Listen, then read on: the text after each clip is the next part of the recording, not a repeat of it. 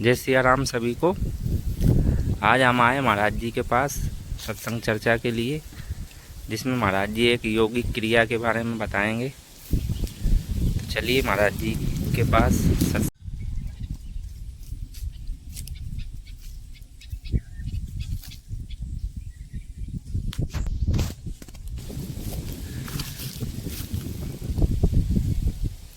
ओम श्री सद्गुरुदेव भगवान की जय।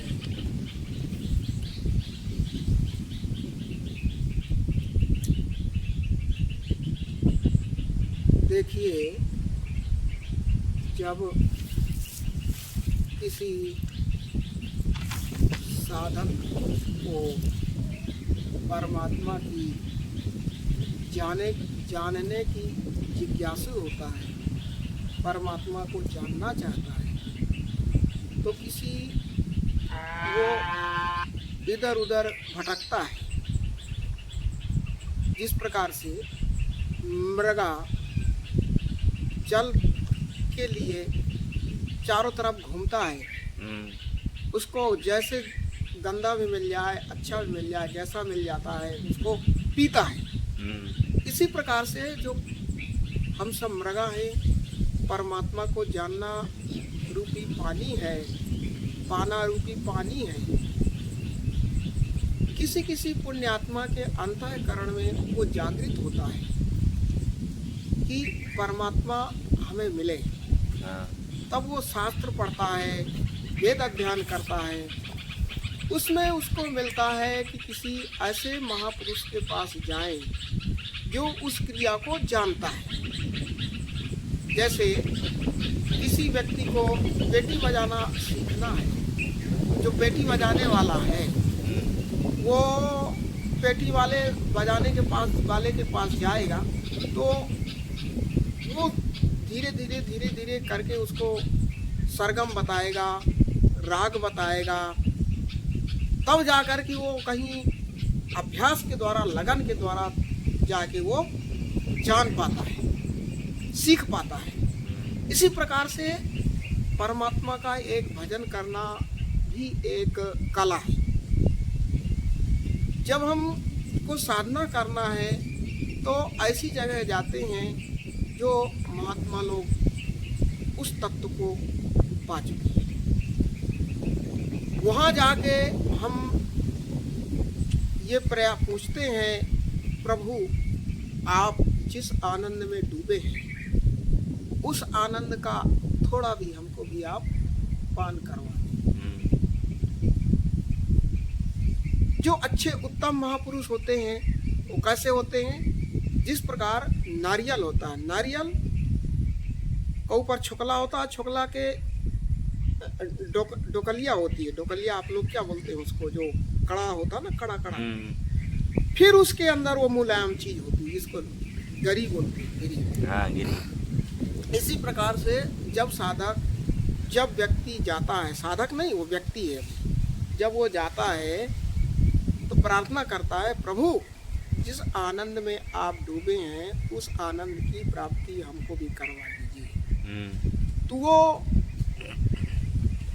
अंतःकरण से परमात्मा से आदेश लेते हैं, क्या वाकई में ये कुछ देने लायक है या नहीं है।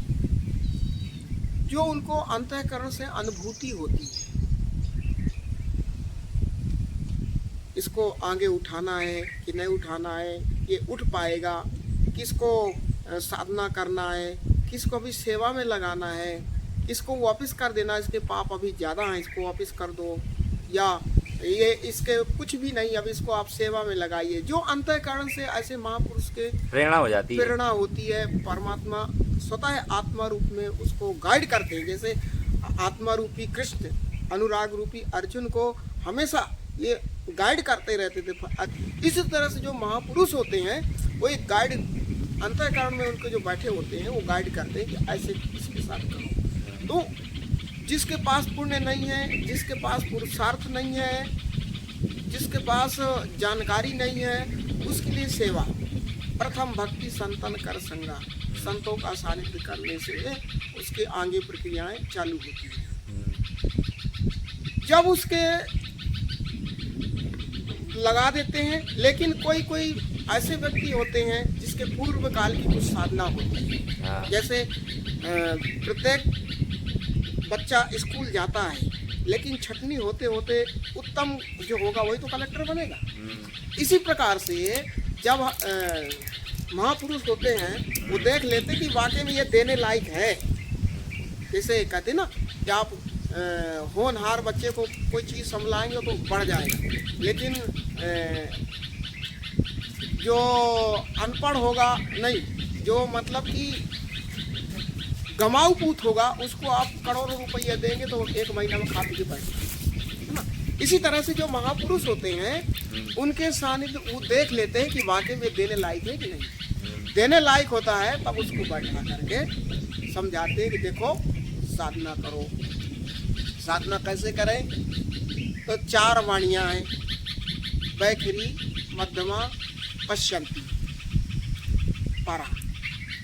वैखरी बोलते हैं जैसे ये हमारा मुंह है, ओठ है, जीभ है, तो बोले राम राम राम राम। हम भी सुन रहे हैं, दूसरा भी सुन रहा है, सामने वाले भी सुन रहे हैं, थोड़ा दूर वाले भी सुन रहे हैं। इसकी ताकत कितनी है? थोड़ी दूर तक की, ज़्यादा दूर नहीं है। लेकिन क्यों इसको क्यों कहा जाता है? अभ्यास। जैसे लड़का साल में पास होता है, लेकिन साल भर लगन से पढ़ेगा वो। इसी प्रकार से ये लगने के लिए वैखरी वाणी इसको बोला जाता है। ये ऐसे है जैसे प्राइमरी स्कूल होती है ना, उसमें अपन का खा गा गा अंगा जोर जोर से बोलते हैं। तो ये इसी प्रकार से राम राम राम राम तो हमारा अभ्यास होगा।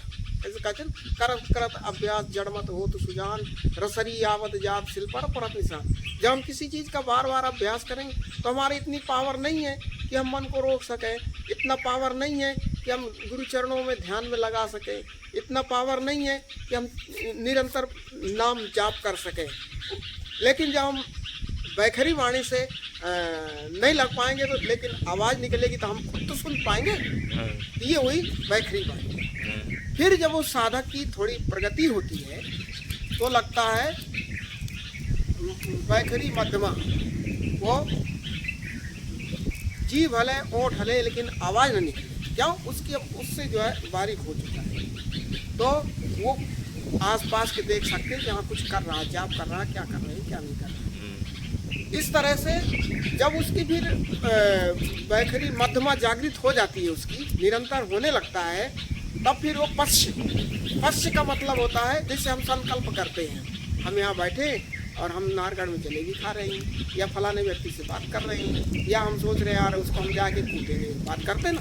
इसी तरह से हमारा नाम अंतःकरण में चालू हो जाए। पश्य होता है देखना, हम किसी चीज़ को देख रहे हैं, साक्षी होना। तो नाम निरंतर चलना चाहिए। जैसे कोई ओम पे जोर देते हैं, कोई सोहंग पे देते हैं, कोई राम नाम पे देते हैं, वो तो गुरु महाराज जिसको जो दे रखे हैं वो, उसमें हम ये कुछ नहीं कहेंगे। इसके बाद जब उसकी वो भी क्रिया जागृत हो जाती है, निरंतर नाम चल जाता है। क्यों? नाम को क्यों कहा गया? नाम लेत भव सिंधु सुखाही, करहु विचार सुजन मन माही। नाम में वो ताकत है। राम एक तापस की तारी, नाम कोट खल कुमत सुधारी। नाम जो है, जो राम नहीं कर सकते वो नाम कर सकता है। राम ते अधिक राम कर नामा। नाम में वो पावर है। और जितने भी महापुरुष हुए, जितने भी उस तत्व को जानने वाले, सब नाम को ही पकड़ा है। तो नाम जब हमारा वैखरी, फिर मध्यमा, फिर पश्यंती, उसको कहते हैं कंठ से। कंठ से चालू हो जाता है। जब वो निरंतर चालू हो जाती है, पश्यंती चालू हो जाती है, अब वो अंतःकरण में दृष्टा के रूप में बढ़ जाता है। अंतःकरण में मन को एक जगह रोक के, जो हमारी श्वास है, नाम तो बहुत सारे हैं लेकिन छोटा नाम होना चाहिए जो सांस में डल जाए। ओम या राम या सोहंग, जो भी आप 2 या 2.5 अक्षर का नाम हो जो श्वास में ढल सके, उसको हम दृष्टा के रूप में अंतःकरण में साक्षी हो जाए और उसको सहज देखें, न छोड़ना है न खींचना है। और सुखासन जो होता है, सुखासन, उसमें बैठे। आसन तो बहुत सारे होते हैं लेकिन शरीर में ज़्यादा हम लंबा नहीं बैठ पाते हैं। किसी किसी का अभ्यास होता है जो बैठ जाते हैं, लेकिन सुखासन में हम काफ़ी लंबे समय तक बैठ सकते हैं। सुखासन बैठ करके बहुत से तो ऐसे बैठते हैं, बहुत से ऐसे बैठते हैं, बहुत से ऐसे बैठते हैं। ये इसको बोलते हैं नारी स्वरूपा, इसको बोलते हैं पुरुष स्वरूपा। तो यानी ये आत्मा स्वरूप है, ये परमात्मा स्वरूप है, और बाकी ये हमारा याचना स्वरूप है, मांगते ना किसी से। जो ये मुद्रा होता है, ये मुद्रा उत्तम बताई जाती है, यानी कि हम आत्मा और परमात्मा को एक करना चाहते हैं। जब इस मुद्रा हम बैठते हैं, शायद न ज़्यादा कड़ा करना है न ऐसे करना है। ऐसे करेंगे तो कमर में हड्डी में दर्द होने लगेगा, ऐसे करेंगे तो हमारे यहाँ दर्द होने लगेगा पीठ में। इसलिए सहज, न ज़्यादा खींचना है न छोड़ना है। जब इस क्रिया को हम चालू करने लगते हैं, नाम चालू हो जाता है, हम दृष्टा बन जाते हैं, हमारा मन संसार में कहीं जाता है। जैसे मान लीजिए हम यहाँ बैठे हैं और हमें कोई चीज़ अच्छी लगी कि यार हमें गुलाब जामुन खाना है। अब हम साधना में बैठे हैं और दिमाग में आया गुलाब जामुन खाना है यार, कुछ भी हो जाए। किसी को सुरती खाता है, सुरती की ध्यान आई और वो भजन से उठ के सुरती खाने लगा। तो वो जो है उसका, इसको बोलते हैं स्वभाव। स्वभाव यानी स्वभाव रूपी सुबाहु। ये किसके पुत्र हैं? तर्कना रूपी ताड़का। तर्कना क्या है? ताड़का कौन है? जैसे तर्क है ना, रामायण में लिखा, गीता में लिखा, फलाने महात्मा से करे, तुम ऐसे कर रहे हो, तुम अच्छी नहीं जानते हो, तुम बुरी जानते हो, तुम ये कर। ये है तर्क। जो उसको साधना करना चाहता है, उसको साधना नहीं करने देना चाहता है, उसको बोलते हैं ताड़का। ताड़का तो समझते होंगे ना? हाँ। उसको वही ताड़का है। और इसके दो पुत्र हैं। कौन है? एक सुबाहु और एक मारीच। तो मन का जो हमारा मन का जो है फैलाव है ना, वो बीड़ी मिल जाती, वो माचिस मिल जाती, वो फलाने व्यक्ति अच्छा है, ये जो मन चलता है ना। अब उसको जैसे बीड़ी पीने की हमारी आदत हो गई, या चाय पीने, कोई भी चीज़ लीजिए हमारी हो गई, अब आदत में आ गई। अब वो साहब हम बैठे ध्यान में और मन में यार फलाने चीज ले लेते तो बढ़िया ना। अब हम ध्यान छोड़ करके गए ना, तो वो हमारा जो है सुबाहु प्रबल हो गया और हमारा वहाँ पे साधना रुकी। वो जो हमारे अवगुण है वो प्रबल हो गए, वो हमारी साधना छूटी ना उस स्वभाव। तो जब तक हम तर्कना और मन का स्वभाव, अब मन का जो मैल है उसको हम एक किनारे नहीं करेंगे, तब तक ये संभव नहीं है। ये कब होगा? जब विश्वास, ब्रह्म में विश्वास, विश्वासम फलम दायकम, जब विश्वास रूपी विश्वामित्र आएंगे, है ना, जब वो स्वयं दृष्टा बन जाएगा, तो जब वो साधना में लगेगा। नाम, जैसे आपको यहाँ से बॉम्बे जाना है, आप पहुँचे नहीं है, आप गुना से टिकट लेंगे या कोटा से लेंगे, तो आप तो नाम लेंगे ना। नाम के द्वारा आपको साहब कहाँ जाना है, हमको जाना है साहब बॉम्बे।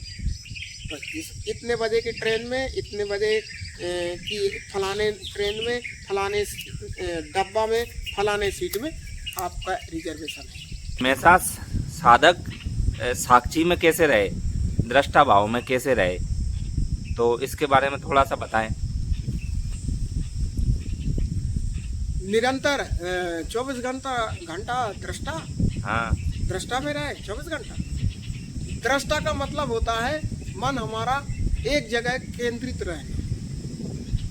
जो जैसे हमारा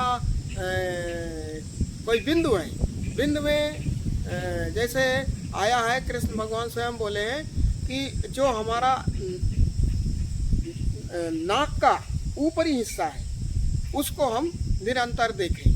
इसी प्रकार को से अपने मन को, जो हमारे इष्ट देव हैं, उसमें निरंतर दृष्टि हो जाना, मन को रोकना, मन को अपने आप को, ये नश्वर चीज में जा रहा है कि शाश्वत चीज में जा रहा है।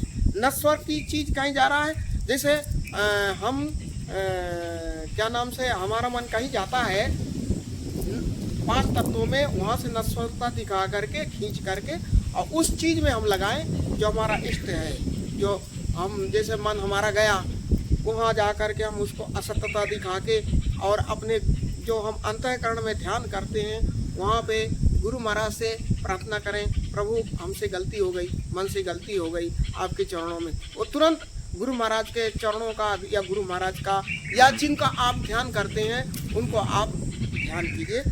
वो तो जब करने लगते ना तो ऐसे सामने आने लगते। आप जैसे उसको ये भी कहा गया है जैसे हम किसी चीज़ को देख रहे हैं, फोटो है, फोटो को देख रहे हैं और हम उसको आंख जैसे बंद करेंगे ना उसका एकदम प्रतिबिंब मन में तैयार हो जाएगा, स्वरूप। इसी तरह से मन को जहाँ भी जाता है मन को खींच करके और बार बार गुरु महाराज के चरणों में लगाना। यदि साधक ऐसा करता जाता है उसकी प्रगति हो जाएगी। और नहीं कर पाता है तो लाख प्रयास करे, वो मन तो भटक गया, सो भटक ही रहा है। जैसे भटका हुआ राही, जिसको रास्ता जानकारी नहीं हो, भटका हुआ राही है, वो तो न जाना उसको नारगढ़ हो तो गुना भी जा सकता है। इसे दृष्टा का मतलब होता है हम अपने मन को बार बार मन की दृष्टा बने। मन को दृष्टा मतलब कि हम देखते रहें कि हमारा मन कहाँ जा रहा है, कैसे जा रहा है, क्यों जा रहा है। जहाँ भी जा रहा है वहाँ से नश्वरता दिखा कि मन तू इस चीज में आ, जैसे इसमें क्यों आया, चल अंतःकरण में चल। जब इस तरह से हम बार बार उसको देते आएंगे तो जैसे चोर होता ना, चोर होता है, कहीं चोरी कर रहा है, किसी ने देख भर लिया तो शक पका गया है कि यार ये तो हमारी चोरी पकड़ी हो गई। इसी तरह से जब हम मन को बार बार पकड़ेंगे कि यार मन तू चोर है, मन तू चोर है, तो मन स्वाभाविक फिर धीरे धीरे आत्मा में रमने लगेगा, रमण करने लगेगा, उसके हर चीज में चोरी पकड़ में आएगी।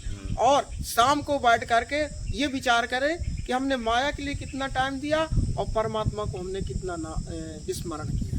जब हम ये चीज हर चीज में दृष्टा का मतलब होता है कि हम देखना, तो वो 24 घंटे साक्षी में रह सकता है, साक्षी में रह सकता है। जहाँ भी जाता है ब्रह्म, जैसे कहा गया ब्रह्म सत्यम जगत मिथ्यम, जहाँ भी जाता है वो जो है परमात्मा की लीला को देखता है, लीला देखता है। जैसे मान लीजिए कोई एक 18 साल की युवती जा रही है, 20 साल की या 30 साल की युवती जा रही है, लेकिन एक तो व्यक्ति उसके नाक कान ये सब देख के बड़ा खुशी हो रहा है कि यार ये देख कितनी अच्छी है। लेकिन जो विवेकी आदमी होगा, परमात्मा में लीन होगा, वो सोचे कि यार जो बनाने वाला इतना, जिसने बनाया ये इतनी अच्छी है, बनाने वाला कितना अच्छा होगा।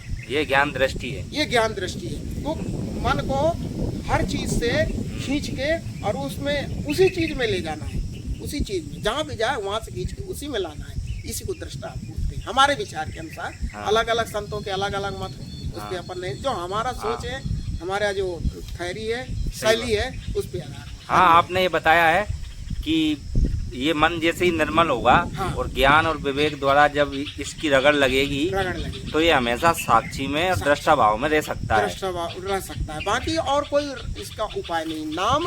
नाम और रूप के अलावा जहाँ भी जाता उसको बोलते हैं ज्ञान।